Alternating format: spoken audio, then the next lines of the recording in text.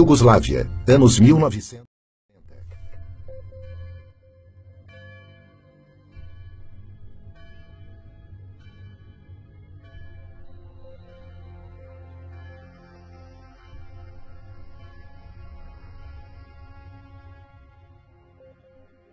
O cardeal Aloysius Stepinac saiu em defesa das minorias e protestou oficialmente contra as leis racistas e as perseguições raciais e religiosas. Foi levado a julgamento e foi condenado. A defesa dele teve 6 dias entre a acusação e o julgamento para preparar o caso. O tribunal restringiu suas testemunhas e excluiu documentos que provavam sua inocência. África do Sul, anos 1960.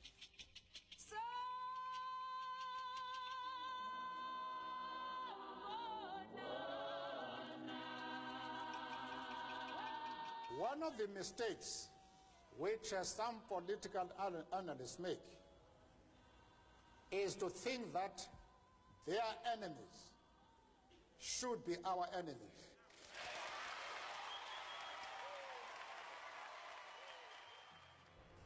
Nelson Mandela, líder do movimento contra o apartheid, regime que segregava os negros no país, foi eleito inimigo pelo governo branco. Em 1964, ele foi condenado à prisão perpétua por defender os direitos políticos e civis da população negra.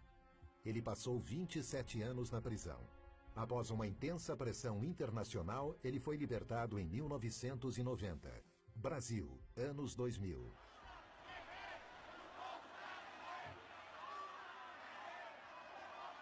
E é com essa força que nós vamos virar o jogo e vamos trazer a democracia de volta para esse país e vamos fazer com que o povo pobre desse país, a classe média e os pequenos empresários voltem a acreditar nesse país.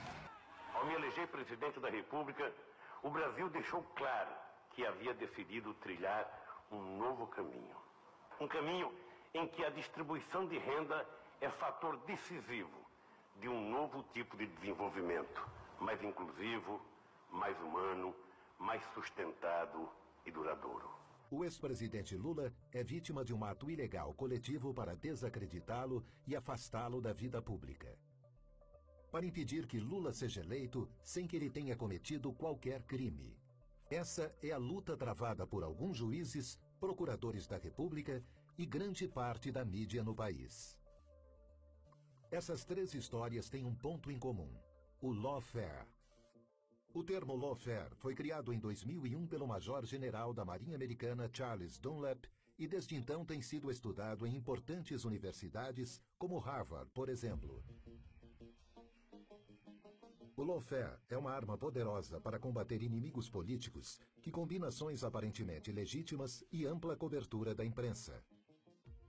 A ideia é constranger o inimigo até que ele se torne extremamente vulnerável a infundadas acusações.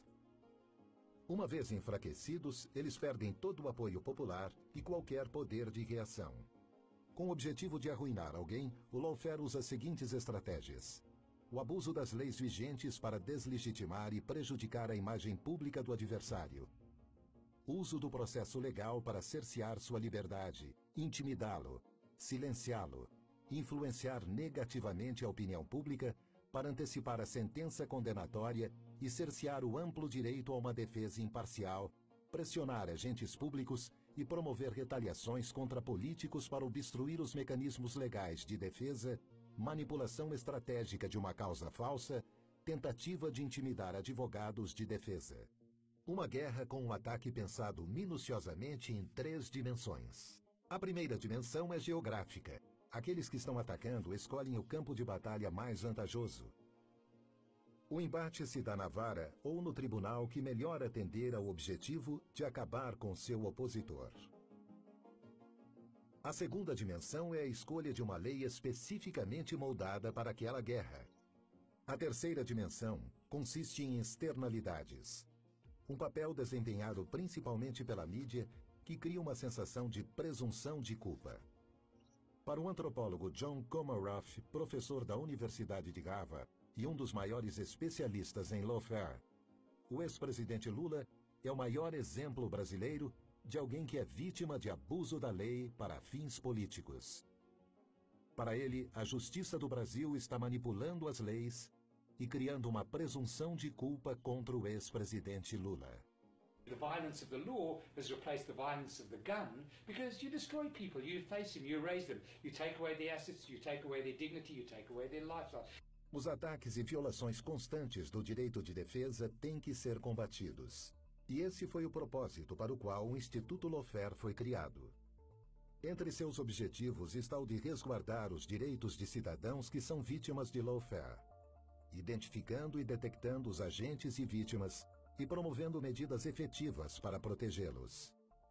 Our law firm had been working on the case of Lula in Brazil. It started with different false media reports, which developed into criminal lawsuits, all based in this false media coverage of untrue events. The attack was asymmetrical, and knowing the facts and documents of the case, it was clear to us that our client was absolutely innocent. Every day news came out reporting a suspicion or false news that Lula was or would be involved in an accusation or plea bargain agreement. The prosecutors and the judge of the car wash operation were constantly appearing in the media as heroes, as opponents of Lula's political group. Back then, we started feeling what one would call the symptoms of this phenomenon. That's when we decided it was no coincidence, but a planned political action to delegitimize and demonize a chosen political enemy. O objetivo do Instituto Lawfare é garantir que nenhum cidadão sofra a violência da lei arbitrariamente. O Lawfare Institute atende a duas finalidades fundamentais.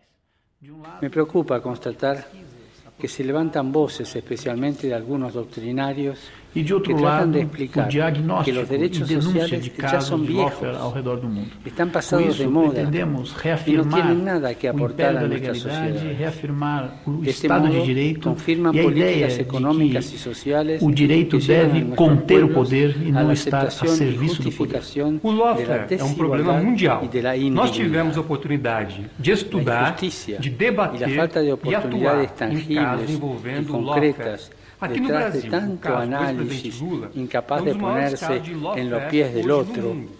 Nós Y pretendemos digo pegar essa pies y no zapatos porque en muchos casos esas personas no los tienen.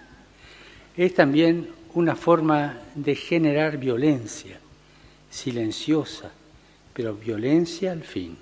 Aprovecho esta oportunidad de reunirme con ustedes para manifestarles mi preocupación por una nueva forma de intervención exógena en los escenarios políticos de los países a través del uso indebido de procedimientos legales y tipificaciones judiciales. El lawfare, además de poner en serio riesgo la democracia de los países, generalmente es utilizado para minar los procesos políticos emergentes y propender a la violación sistemática de los derechos sociales. Para garantizar la calidad institucional de los Estados, es fundamental detectar y neutralizar este tipo de prácticas que resultan de la impropia actividad judicial en combinación con operaciones multimediáticas paralelas. Sobre esto no me detengo, pero el juicio previo mediático lo conocemos todos. Esto nos recuerda que en no pocos casos la defensa o priorización de los derechos sociales sobre otros tipos de intereses los llevará a ustedes a enfrentarse no solo con un sistema injusto, sino también con un poderoso sistema comunicacional del poder que distorsionará frecuentemente el alcance de sus decisiones, pondrá en duda hasta su honestidad y también su probidad. Incluso pueden hacerle juicio. Es una batalla asimétrica y erosiva en la que para vencer hay que mantener no solo la fortaleza, sino también la creatividad y una adecuada elasticidad. ¿Cuántas veces los jueces y juezas se enfrentan en soledad a las murallas de la difamación y del oprobio?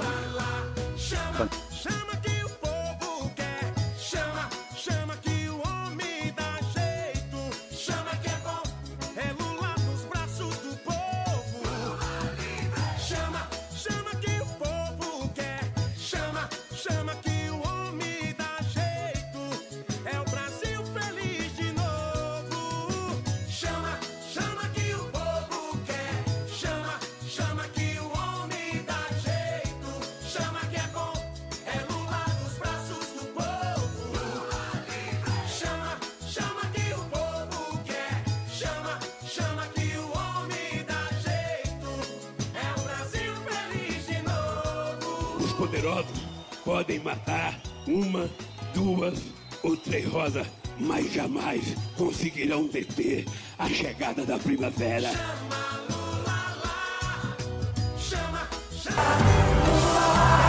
Brilha nossa estrela, lua, renasce a esperança, lua, o Brasil chama de alegria, chama de lua, com dignidade, lua, o Brasil merece outra vez oportunidade pra sorrir e brilha a nossa estrela. Eu não tenho nominata porque os apresentadores já disseram o nome de todas as personalidades que estão aqui. Mas eu queria, em nome da Janja e da presidenta Dilma, parabenizar as mulheres brasileiras pelas conquistas que já obtiveram e pelas conquistas que vão obter a partir das eleições de 2022. Vocês não são maioria apenas numericamente. Vocês são maioria na capacidade de elaboração de propostas e na capacidade de luta. É mais do que urgente restaurar a soberania do Brasil.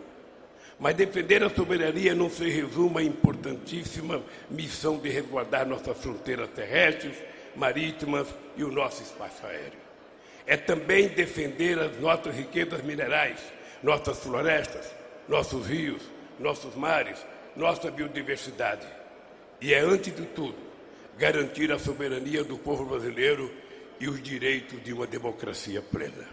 Eu tenho certeza que a hora que começar o trabalho de viajar para o Brasil, de conversar com o povo, e cada um de vocês começar a falar a verdade para esse país, eu tenho certeza que nós vamos conseguir fazer a maior revolução pacífica que a história do mundo conhece. A partir de agora, se prepare, porque nós vamos começar a percorrer esse país e nós queremos muita gente na rua. Nós queremos muito aliados e ninguém pode ter medo de provocação. É proibido ter medo de provocação. É proibido ter medo de fake news. É proibido ter medo de provocações via WhatsApp, via Instagram. Ou seja, nós vamos vencer essa disputa pela democracia. Imagina Lula lá.